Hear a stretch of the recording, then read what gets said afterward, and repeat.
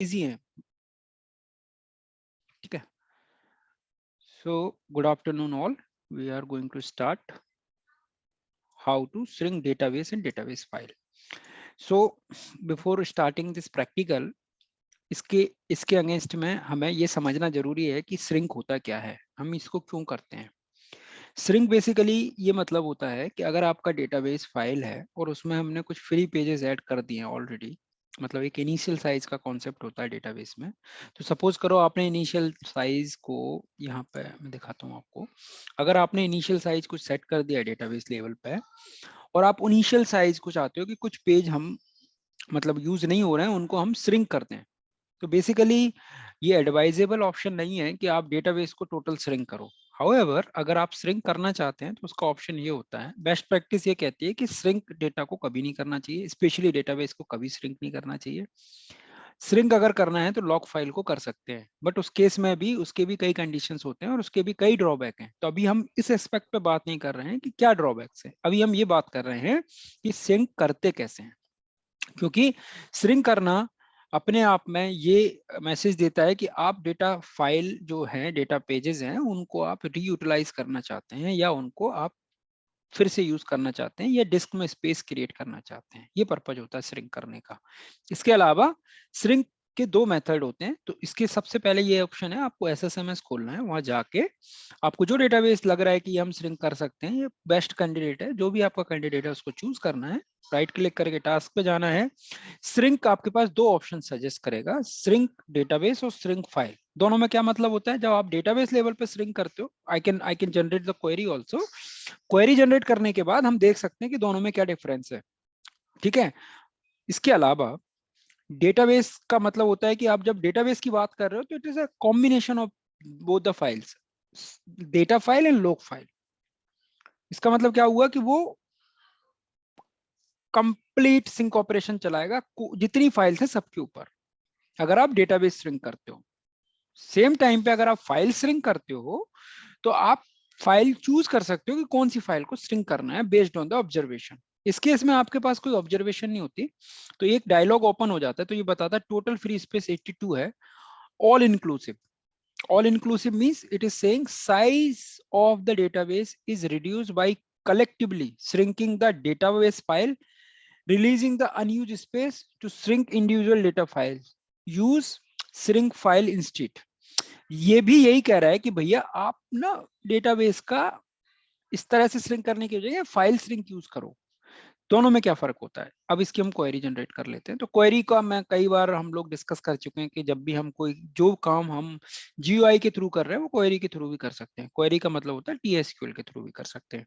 दूसरा इसमें एक ऑप्शन और होता है कि आप फाइल को रीऑर्गेनाइज करो और मैक्सिमम फ्री स्पेस आप चाहते हो कि इतने परसेंट सिंक हो जाए। लेट्स से 82% है, हम चाहते हैं नहीं 62% पे आ जाए ये। हालांकि ये कंपलसरी नहीं है कि जितना आपने दे दिया उतने पे श्रिंक आ जाए, डिपेंड करता है कि उस टाइम पे कितने क्या यूजेस हैं, कितने फ्री स्पेस है, सब चीजें सारे सारे फैक्टर को मैटर करता है आपका। तो this is not advisable. Microsoft also saying, Microsoft भी कह रहा है कि भैया shrink individual data files, use shrink file instead. ठीक है, to shrink individual data file use shrink file instead. मतलब अगर आपको इंडिविजुअल डेटाबेस फाइल श्रिंक करना है तो आप फाइल वाला ऑप्शन चूज कर लो, बट डेटाबेस भी आप श्रिंक कर सकते हो। ये कलेक्टिवली श्रिंकिंग डेटा फाइल है ऑल टुगेदर, ठीक है। तो डेटा फाइल को ये श्रिंक करने का ऑप्शन है। तो एक तो ये तरीका हो गया, अगर आप सीधा ओके दबा दो ये हो गया। दूसरा ऑप्शन हो गया आपने स्क्रिप्ट से कर लिया। तो आप देखो ये कौन सी क्वेरी चला रहा है, डीबी टू श्रिंक डेटाबेस, ठीक है। अगर डेटाबेस श्रिंक करना है तो श्रिंक डेटाबेस करेगा। तो कैसे चलेगी, राइट क्लिक करके हम इसकी क्वेरी चलाई। तो डेटाबेस कौन सी डेटाबेस पे चलाई, आईडी। आपको याद होगा लास्ट सेशन में हमने डिस्कस किया था कितने आईडीज होती हैं। तो फर्स्ट 4 आईडीज रिजर्व होती हैं सिस्टम डेटाबेस के बाद, उसके बाद आपके यूजर डेटाबेस की आईडी क्रिएट होती है। फाइल आईडी, कौन सी फाइल को इसने श्रिंक किया, फाइल आईडी 1 को किया। करंट साइज क्या था, मैक्सिमम साइज क्या था, यूज्ड पेजेस क्या थे, एस्टिमेटेड पेजेस क्या थे। तो टोटल साइज इसका 1 MB था, ठीक है। और टोटल यूज पेजेस इसके इतने थे और इतने ही एस्टिमेटेड पेजेस हुए। तो अब आप देखोगे, अगर आप टास्क में जाओगे फिर से देखोगे डेटाबेस के केस में, तो अब देखो इसने जितना स्पेस था सबको कंप्लीट श्रिंक कर लिया, कुछ एक फ्री स्पेस छोड़ दिया नेक्स्ट यूज करने के लिए। तो ये तो हो गया डेटाबेस लेवल श्रिंक। नाउ अब हम बात करते हैं कौन से लेवल का श्रिंक, फाइल लेवल का श्रिंक। तो फाइल लेवल के श्रिंक में भी हमारे पास ऑप्शन है, ये देखो अभी 27% फ्री दिखा रहा है। तो हमेशा ये अनयूज स्पेस रिलीज करता है। अनयूज स्पेस का मतलब जो पेजेस हैं जो यूज में नहीं है उनको रिलीज कर देगा, ठीक है। तो आप यहां से डेटा भी सिंक कर सकते हैं, लॉग भी कर सकते हैं, फाइल स्ट्रीम डेटा भी सिंक कर सकते हैं, डिपेंड ऑन द रिक्वायरमेंट। तो अब हमें लॉग श्रिंक करना है, तो लॉग श्रिंक का भी यही मैकेनिज्म होता है, बट हम अभी डेटा की बात कर रहे थे, हम क्वेरी जनरेट कर लेते हैं, ठीक है। तो यहाँ पे क्या फर्क आया दोनों में, दोनों के कीवर्ड में, इसके कीवर्ड में ये फर्क आया कि यहाँ पे हमने श्रिंक डेटाबेस डीबीसीसी कमांड यूज की, यहाँ पे हमने श्रिंक फाइलिंग यूज किया। तो दोनों में क्या फर्क हुआ कि उस पर्टिकुलर फाइल को वो श्रिंक करेगा, इस पर्टिकुलर डेटाबेस को श्रिंक करेगा, बट दोनों ही केस में वो श्रिंक कर रहा है, ये फाइल लेवल पे, ये डेटाबेस लेवल पे, ठीक है। जीरो का मतलब यहाँ पे ये होता है, यहाँ पे अगर आप ये इसको हटाओगे, इंटेलिजेंस हमें बता देती है कि जीरो क्या क्या करना है। जीरो का मतलब होता है all unused pages until it's free. अब इसमें एक चीज और मैं आपको दिखाता हूँ, बहुत इंटरेस्टिंग है। आई डोंट नो तुम लोगों ने सुना है कि नहीं। एक तो तरीका हो गया रिलीज अनयूज्ड स्पेस, दूसरा तरीका हो गया reorganise pages before releasing the unused space. तो रीऑर्गेनाइजेशन भी कर सकते हैं पेजेस लेवल पे। तो कई बार हम ये कमांड भी सेट करते हैं, अगर हमें ये करना पड़ जाए तो पहले वो क्या करेगा, पहले स्पेस को वो ऐसे ऑर्गेनाइज करेगा जहां पे मतलब बीच में क्लटर्ड हो जाता है डेटा कई बार, तो वो उसको डेटा को ऑर्गेनाइज करेगा और फिर एक साथ चंक ऑफ पेजेस को डिलीट कर देगा जो आपके पेजेस लेवल पे सेव होता है। ये ऑप्शन पता नहीं सब किसी ने यूज किया ये option, empty file by migrating the data to other file in the same file group?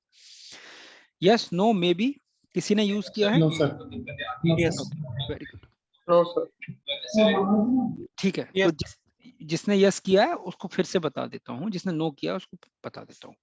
Empty file का मतलब क्या होता है, आप चाहते हो कि आप एक डेटा फाइल है जो आपकी इस नाम से है, यहाँ पे पड़ी हुई है, फाइल नेम आपकी ये है, आप चाहते हो कि इस फाइल को आप दूसरी, इस फाइल का डेटा दूसरी फाइल में मूव करा दो।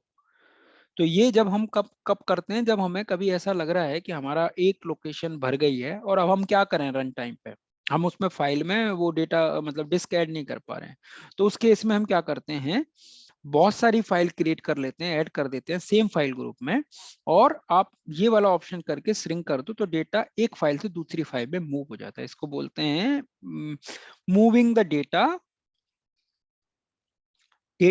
From one file to another file and it's not required any down time. So ये ऑप्शंस भी कई बार हम यूज करते हैं, DBA depends on the situations.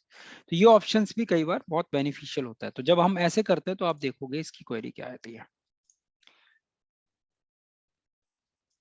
दोनों में क्या फर्क हुआ, अभी ये क्या किया इसने, देखो ये वाली क्वेरी आप देखो, तो ये तीनों क्वेरी को समझो, इसका डिफरेंस क्या हुआ, ठीक है।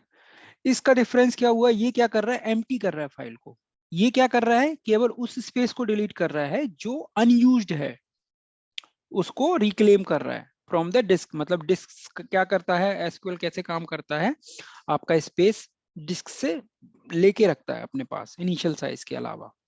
तो वो इनिशियल साइज के टाइम पे उसमें जितना डेटा है उसके अलावा भी वो अपने पास स्पेस लेके रखता है, पेज खाली पेजेस उठा के रखता है अपने पास। तो जब ऑपरेशंस होता है तो वहां पे भरना शुरू कर देता है, और जो हमने ग्रोथ सेट कर रखी है डेटाबेस लेवल पे, उस ग्रोथ के बेसिस पे वो फर्दर एक्सटेंड करता जाता है फाइल को। तो वो स्पेस हमेशा वो कहां से लेता है, डिस्क से उठाता है, राइट।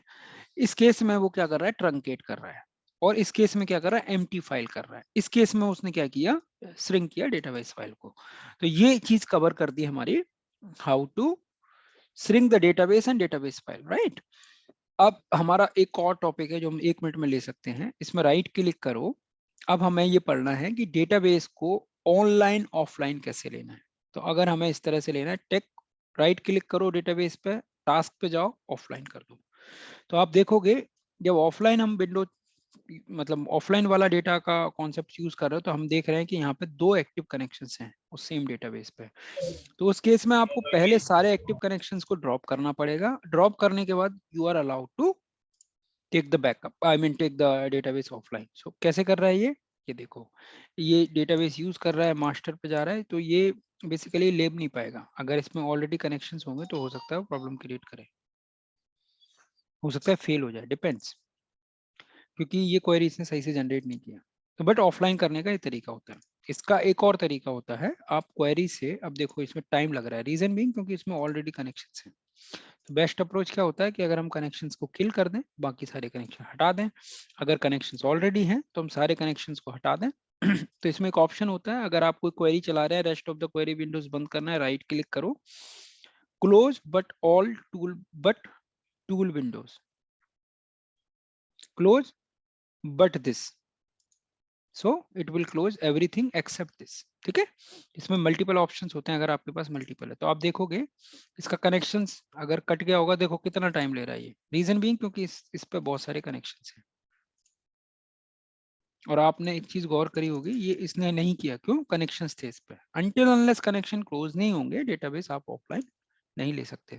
तो अभी अभी देखो कितने डेटाबेस कनेक्शन दिखा रहा है, please close the active connections.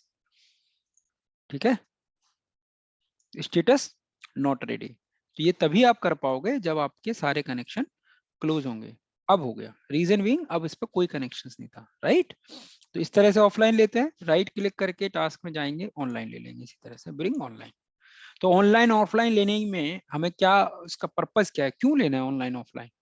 तो उस टाइम पे हम ये भी कर सकते हैं कि अगर हमें कोई ऐसी एक्टिविटी करनी है जिसकी वजह से हमारे डेटा पे कोई कनेक्शन आ रहे हैं, आप चाहते हो कि नहीं डेटाबेस का हमें एक स्टेबल कॉपी चाहिए, मतलब मैं ऑफलाइन करना चाहता हूँ किसी कारण से, ठीक है, कोई एक्टिविटी करना चाहता हूँ, तो आप ऑफलाइन ऑनलाइन ले सकते हो। बट जनरल केसेस में ऑफलाइन ऑनलाइन की जगह मैं प्रेफर करता हूँ कि मैं डेटाबेस को अटैच और डिटैच कर दूं। अटैच और डिटैच किस केस में काम में आता है? जैसे हमारी एक डिस्क भर गई है और हम चाहते हैं कि उसकी फाइल को पहले हम डिटैच कर दें और दूसरे ड्राइव में मूव करा दें, कट कॉपी करके, कॉपी कट पेस्ट करके, या रोबो कॉपी यूज करते हैं उस केस में। कभी भी जितनी भी डेटाबेस फाइल को मूव कराओ, रोबो कॉपी यूज करो।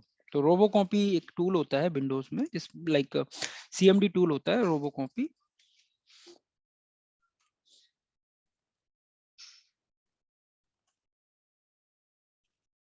ठीक है, तो गौरव, रोबो कॉपी का यूज हम माइग्रेशन के लिए भी कर सकते हैं क्या? मान लो कहीं भी हमको एक कहीं भी कर सकते हैं, कहीं भी कर सकते हैं, डेटाबेस कहीं को उठा के सेम कॉपी हमको डेटाबेस की लॉगिन के साथ दूसरे नहीं नहीं इंस्टेंस नहीं पे डालना। नहीं नहीं नहीं, लॉगिन के साथ का अलग केस है, वो भी मैं बताऊंगा।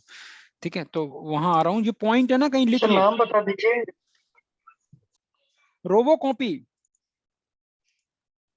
Copy the file one drive to another drive, right? Robocopy, this is a command.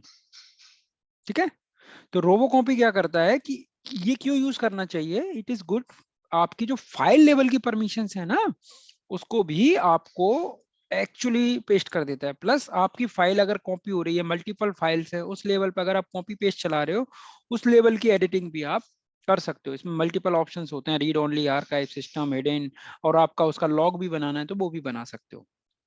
उससे क्या होगा कि आपको अगर कुछ एनालिसिस करना है कि यार कौन सी फाइल कॉपी हो गई, नहीं हो गई है, तो रोबो कॉपी के थ्रू ये सारी चीजें आप कर सकते हो। ठीक है, तो ये इसका सोर्स होता है, इस तरह से ले सकते हैं। बाकी रोबो कॉपी हम इस वाले ब्लॉक से पढ़ सकते हैं। This is very useful if you are using MS, I mean Windows operating system. Then in Linux we have other operation, but Windows के केस में हम रोबोकॉपी यूज करते हैं। This is advisable and very good to have. So उस case में क्या होगा कि अगर आपने डेटा कॉपी इधर से उधर किया और आपकी कोई परमिशन मिसिंग रह गई, तो आपको प्रॉब्लम हो सकती है। फिर आप परमिशन रिजॉल्व करते हुए जाओगे, आप डेटाबेस को अटैच करोगे, पता लगेगा परमिशन की वजह से फेल हो रहा है। तो बेस्ट अप्रोच यही है कि आप रोबोकॉपी यूज कर लो। सो आपकी जितनी भी परमिशंस और वो सारी चीजें इंटैक्ट हो जाएंगी। ठीक है, तो अभी हमने क्या पढ़ लिया, डेटाबेस को ऑफलाइन कैसे करना है। अब ऑफलाइन के बाद हमें ऑनलाइन कैसे करना है, तो इसकी स्क्रिप्ट भी हम जनरेट कर लेते हैं। टेक ऑफलाइन, सो अगर कोई एक्टिव कनेक्शन होगा तो आपको यहाँ दिखा देगा, नहीं होगा तो यहाँ पे दिखाएगा स्टेटस रेडी। ठीक है, ये मैं इसलिए दिखा रहा था कि आपको एक बार सारी चीजें हो जाएं। तो आप यहाँ से मैं क्लोज करता हूँ, यहाँ पे मैं सेट ऑनलाइन करता हूँ, सिर्फ ऑल्टर डेटाबेस की कमांड चलती है। सेट ऑनलाइन की जगह हम ऑफलाइन लिख देंगे तो मतलब 22 वर्षा काम करेगा, अगर ऑनलाइन है तो ऑफलाइन कर दो, ऑफलाइन है तो ऑनलाइन कर सकते हैं, राइट। तो ये कमांड हमेशा आपकी मास्टर्स पे चलेगी। ठीक है, क्यों, मास्टर के पास एक रिकॉर्ड होता है, जो भी सिस्टम डेटाबेस, जो भी डेटाबेस यूजर डेटाबेस होता है उसको मास्टर पे चलाते हैं, उससे रिलेटेड ऑल्टर कमांड। ये क्वेश्चंस इंटरव्यू क्वेश्चन है, पूछते हैं लोग। अगर हमें इसको ऑफलाइन के बाद हमें इसको ऑनलाइन लेना है तो इसका तरीका भी राइट के लिए take bring online, bring online like this. Okay, दूसरा ऑप्शन होता है कि अगर आप क्वेरी के थ्रू लेना चाहते हैं तो आप ले सकते हो। मैं एक बार टेक ऑफलाइन कर देता हूँ, एक्टिव कनेक्शन क्लोज कर देता हूँ। उसके बाद मैं चाहता हूँ कि इसकी क्वेरी बना लेता हूँ, तो क्वेरी एक मिनट यहाँ से बना लेते हैं। ठीक है, तो हम इसको ऑफलाइन कर दिए, राइट, एग्जीक्यूट। ठीक है, ऑफलाइन हो गया। अब हम चाहें तो इसको ऑनलाइन कर सकते हैं। तो ऑल्टर की कमांड्स होती हैं, ऑल्टर डेटाबेस की कमांड्स, तो इस तरह से चला सकते हैं। तो ऑल्टर डेटाबेस के केस में भी मल्टीपल कमांड्स होती हैं। हाउएवर अभी हमें ये समझना था कि ऑनलाइन ऑफलाइन कैसे लेना है। ठीक है, ऑल्टर डेटाबेस हम कई केसेस में चलाते हैं। तो अगर आप कोई डेटाबेस रिस्टोर कर रहे हो या कोई डेटाबेस क्रिएट कर रहे हो, उस केस में भी हमें मेनी ऑल्टर कमांड्स चलानी पड़ती हैं। तो अगर आप देखोगे कभी भी सिस्टम से आप कोई डेटाबेस की स्क्रिप्ट बनाते हो, तो मैं एक काम करता हूँ, हम लोग एक और सेशन ले लेंगे। तो ये मैं कंसीडर कर रहा हूँ। ओके, एंटायर डेटाबेस की स्क्रिप्ट कैसे लेते हैं, तो मुझे लगता है ये 2 मिनट का काम है, हम कर लेते हैं। ठीक है, तो डेटाबेस की स्क्रिप्ट कैसे लेते हैं, तो कभी भी डेटाबेस की स्क्रिप्ट लेना है। डेटाबेस की स्क्रिप्ट कैसे लेना है, राइट क्लिक करो, टास्क पे जाओ, इसमें एक ऑप्शन होता है Generate script. ठीक है, Yes. इसके अलावा भी इसमें और भी ऑप्शंस होते हैं। तो स्क्रिप्ट के केस में मैं दिखा देता हूँ आपको, 2-3 ऑप्शंस होते हैं। इसमें भी हम थोड़ा सा select database object, specify the script options, review और selection, generate the script and then save it. So ये 4 ऑपरेशंस हमें बहुत ध्यान से करना होता है। इसमें आप चाहो तो सारे डेटाबेस की स्क्रिप्ट ले सकते हो विद ऑब्जेक्ट। उसके अलावा भी आप चाहो केवल स्पेसिफिक डेटाबेस की ले सकते हो, जिसमें यूजर्स भी हैं अंकित, आपका क्वेश्चंस का आंसर, रोल्स भी हैं, वो सारी चीजें आ सकती हैं। लेकिन अगर आप चाहते हो कि कंप्लीट डेटाबेस की स्क्रिप्ट ले लो, नहीं नहीं, मेरा क्वेश्चन ये था कि इस डेटाबेस को मुझे दूसरे किसी क्लस्टर के इंस्टेंस पे रिस्टोर करना है, हाँ, तो अगर आपका तो छोटा मैं डेटाबेस, बैकअप रिस्टोर के थ्रू तो कर सकता हूँ, वो तो पता है। लेकिन मुझे मान लो कोई और तरीका हो जिससे और जल्दी हो जाए, सीधे यहाँ से हम उसको मूव कर दें दूसरे इंस्टेंस पे, हाँ तो ये देखो, कनेक्टिविटी चेक करके। चलो ये देखो, अभी 1 मिनट है, let's focus on this. So how to script about the database, we have a variance option. Save to network script में भी सेव कर सकते हैं, क्लिप बोर्ड पे भी सेव कर सकते हैं, ओपन न्यू विंडोज भी कर सकते हैं। तो मैंने ओपन न्यू विंडोज चुन लिया। यहाँ पे देखो सोर्स क्या है, टारगेट क्या है और क्या क्या कर रहा है। तो यहाँ पे सारी चीजें इसने स्क्रिप्ट आउट कर ली। नेक्स्ट चलता हूं मैं, तो इसने स्क्रिप्ट बना दी। ठीक है, फिनिश। तो आप देखोगे इसमें दुनिया भर की ऑल्टर कमांड्स इसने यूज करी है, बहुत सारी कमांड्स, बाकी टेबल क्रिएशन का भी किया है। ठीक है, ये हो गया एक तरीका जिसमें आप डेटाबेस की केवल स्क्रिप्ट को स्क्रिप्ट आउट करना है। तो इसमें ये वाला पॉइंट कवर हो गया, entire database in SQL, script out the entire database. इसके अलावा नेक्स्ट अभी जब हम रिकनेक्ट होंगे इसमें मैं बात करूंगा कि database along with the data, उस पर बात करते हैं। तो लेट इट्स क्लोज। तो इसमें किसी को कोई डाउट नहीं है अंकित, तुम्हारे क्वेश्चंस को मैं इसके बाद लेता हूं। तो अभी ये समझो कि डेटाबेस की केवल स्क्रिप्ट हमें क्रिएट करनी थी, जिसको हमें किसी भी एक डेस्टिनेशन सर्वर पर चलाना है, तो आप चला सकते हो। तो आप देखो सबसे पहले ये डेटाबेस क्रिएट कर रहा है, यहाँ पे आप स्क्रिप्ट को रीड करने की कोशिश करोगे तो आपको बहुत सारी चीजें क्लियर हो जाएंगी।